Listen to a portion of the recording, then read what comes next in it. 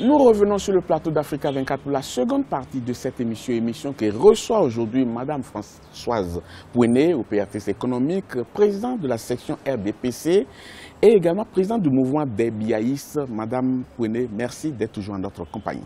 C'est toujours là. Je le disais tout à l'heure qu'une frange de la population estimait que 35 ans au pouvoir, c'en était trop. Et pour cela, on se demande, mais quel est le bilan? Qu'est-ce que M. Paul Biya a pu faire pendant les 35 ans qu'il a passé au pouvoir? Le président Paul Biya, quand il accède à la magistrature suprême, oui, il a dit aux Camerounais, moi je vais vous apporter la démocratie, la liberté d'expression. Regardez comment les Camerounais s'expriment. Regardez combien de journaux il y a au Cameroun aujourd'hui. Regardez comment le chef de l'État est dessiné dans toutes les formes. Mais oui, c'est ça. Le chef de l'État a également promis aux Camerounais la prospérité. Et il est en quête de cette prospérité. Mais oui, de la croissance, le panier de ménagères. Oui, le chef de l'État nous a promis ça. Et si vous surveillez bien le geste du chef de l'État, vous verrez qu'à chaque fois, soit il va toucher l'économie, soit il va toucher les finances. Cela veut dire que quoi? Ça veut dire simplement que le chef de l'État n'a pas encore été pleinement satisfait des résultats de l'économie. Oui. Mais s'il n'en est pas satisfait, c'est la faute à qui? Mais ce n'est pas une responsabilité directe, puisqu'il a confié cette tâche aux gens qui devraient faire la promotion des Camerounais. Ce n'est pas à lui d'aller gérer l'économie. Et c'est pour ça qu'à chaque fois, il revient dessus. Donc vous voulez dire que le président, il est bon, c'est l'entourage qui n'est pas bon? Mais ça, c'est un discours déjà entendu, ça. Oui, mais si vous avez déjà entendu, mais c'est plus ou moins ça. C'est plus ou moins ça. C'est pour ça que vous voyez vous-même que les postes dont je viens de décrire sont plus ou moins très instables. Mais c'est un seul individu qui a été élu. C'est le président Paul Biya qui a été élu. Ce n'est pas l'entourage qui a été élu. Mais le président de la République a été élu sur un programme. Oui, justement. Donc si on n'a pas atteint un certain nombre d'objectifs, inutile de s'en prendre à l'entourage. Non, mais c'est pour ça qu'il veut reformer la société. C'est pour ça, si vous l'avez suivi, le discours d'investiture, vous voyez que le chef de l'État, il a pris la moitié de son discours pour parler de la croissance, de l'économie. C'est ça. Parce que c'est ce qui lui reste aujourd'hui à laisser aux Camerounais, la prospérité. Et c'est ce que les Camerounais attendent encore aujourd'hui du chef de l'État. Parce qu'ils ont déjà reçu tout ce qu'il leur avait promis. Et même la prospérité en partie.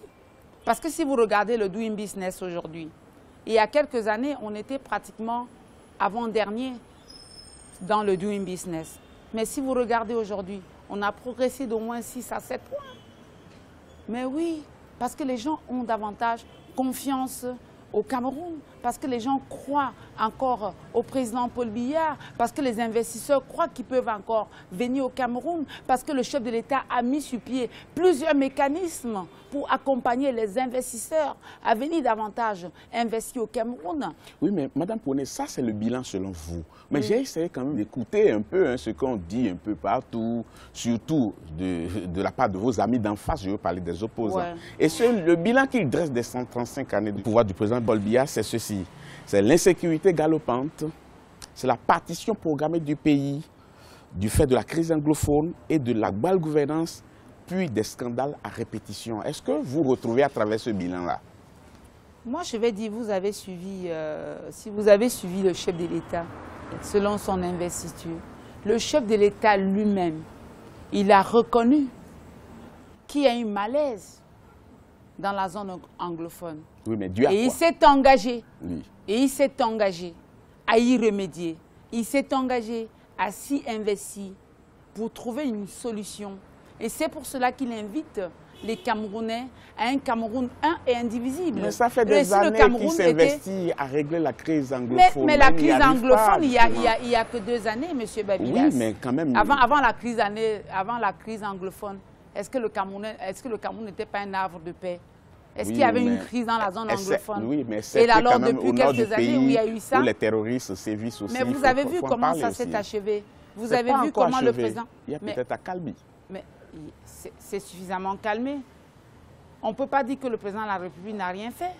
On ne peut pas aujourd'hui dire que Boko Haram aujourd'hui sévit comme il y a 3-4 années. Ce n'est pas vrai. Il y a eu du progrès. Madame Pouené, vous avez quand même œuvré pour la réélection du président Paul Biya. Vous avez porté cette candidature-là. Aujourd'hui, certains se demandent, mais quelle est la source de votre motivation?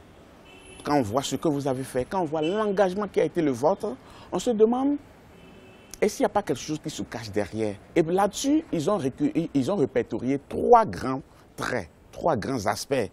Parce qu'ils estiment que si vous engagez autant, c'est parce que peut-être vous avez des privilèges que vous voulez conserver de la part du pouvoir en place. Ou bien, si ce n'est pas des privilèges que vous voulez conserver, c'est que vous aspirez à avoir une place au soleil, avoir des postes de responsabilité ou avoir des marchés d'État.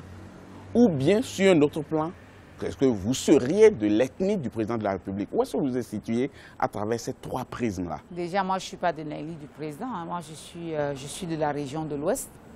Je suis une Camerounaise tout court.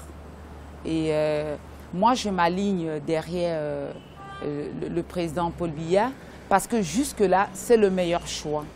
Oui. C'est le meilleur choix. C'est le meilleur risque.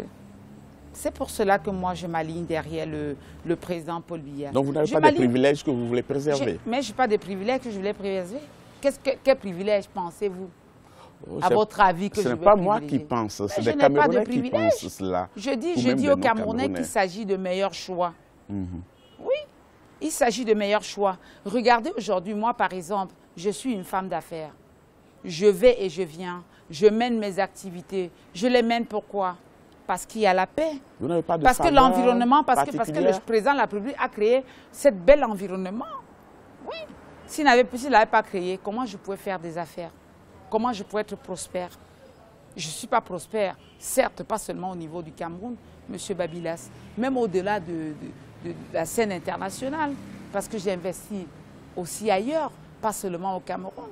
Mais je trouve que l'environnement économique que le chef de l'État a créé et qu'il est en train de le stabiliser et de le consolider. Donc, 0 passe-droit, vous voulez dire? Il n'y a pas de passe-droit? Je ne veux pas dire qu'il n'y a pas de passe-droit. C'est pour ça que je vous ai dit, lui-même, le chef de l'État, il reconnaît qu'il y a encore des choses à faire, puisqu'aucun œuvre humaine n'est parfait. Lui-même l'a reconnu. C'est pour ça que moi, j'encourage et je soutiens d'ailleurs son humilité. Il a reconnu qu'il y a encore à faire, oui, et nous sommes là pour l'encourager à parfaire. Madame, nous allons encore marquer une courte pause dans cette émission. On revient pour parler de vous, de votre parcours, de ce que vous entreprenez chaque jour et des œuvres de charité que vous posez de part et d'autre dans ce Cameroun cher. Madame, on marque une pause, on vous retrouve dans quelques instants. Merci. Chers téléspectateurs, ne partez pas, on vous retrouve dans quelques minutes. Merci.